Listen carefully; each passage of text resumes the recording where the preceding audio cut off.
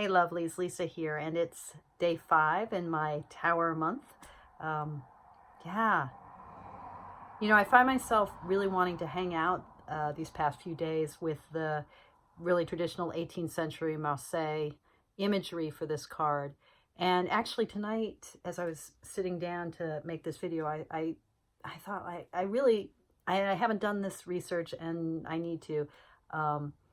But I really want to probe more into the origins of the iconography. Paul Hewson's book on the mystical origins of the tarot, I can't remember if that's the exact title, but his book is really, is a really good start with that, but I want to do a little bit deeper dive. I had vaguely remembered and then reminded myself that, our versions of the Visconti Sforza, we don't have a surviving tower card. So, in terms of that kind of starting point for the imagery of the tarot, we don't have the original tower. So I want to have a little bit more sense of the history of this card.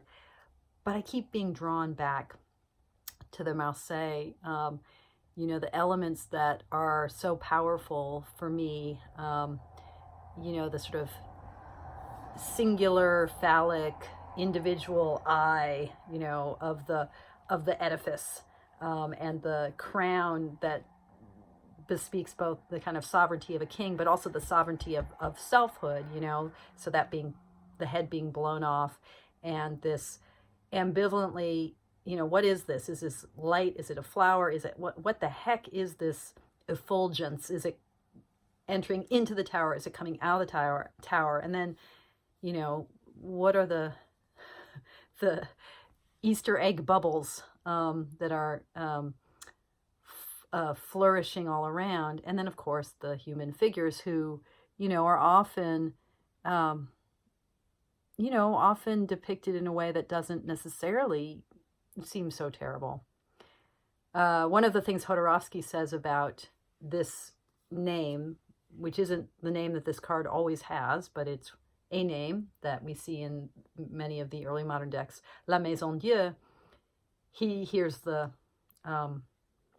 homophone in it, the sort of the pun, La Maison Dieu, l'âme, the soul, et son Dieu, the soul and his God, her God. So it's for him, La Maison Dieu, the God house, not necessarily the house of God, but it's the God house, is also the soul and her God. So that sense of mystical union. And that was something I talked about last night. I want to bring forward this version of the Marseille style imagery from the Spanish tarot, that really amazing deck that came out in the mid-70s and is still in print, but the coloration, when you can get a vintage one, the coloration and the cardstock of the more vintage.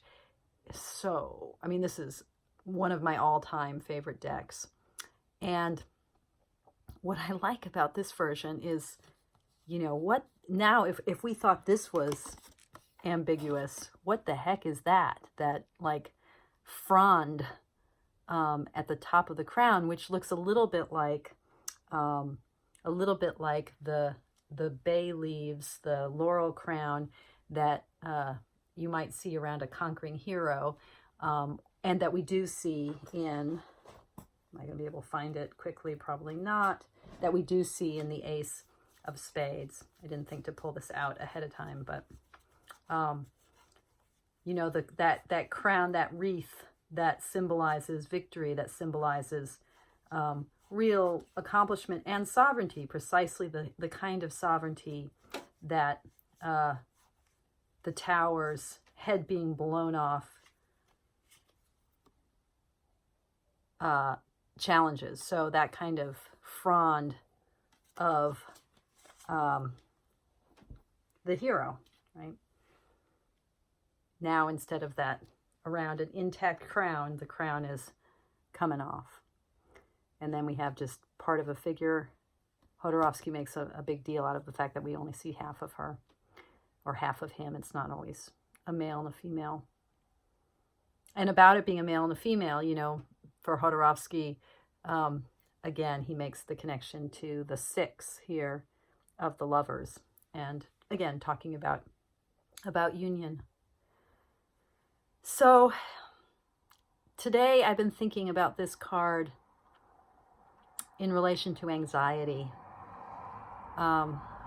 So one of the things about this Tower month is that tomorrow I go with my brother to a doctor's appointment, and we could get some bad news for my brother, not for me. And so there's anxiety, and that's real. And then, whatever happens tomorrow, there will be that.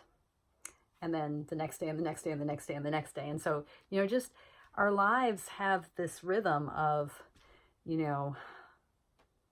because we live in time, but we have big old brains that kind of think about the future and remember the past. Our lives have this rhythm of waiting for the next shoe to drop, and how do we inhabit that uncertainty? How do we live moment by moment? How do we kind of anchor ourselves in the present and the preciousness of this present moment, its fullness, its abundance, its beauty, its perfection?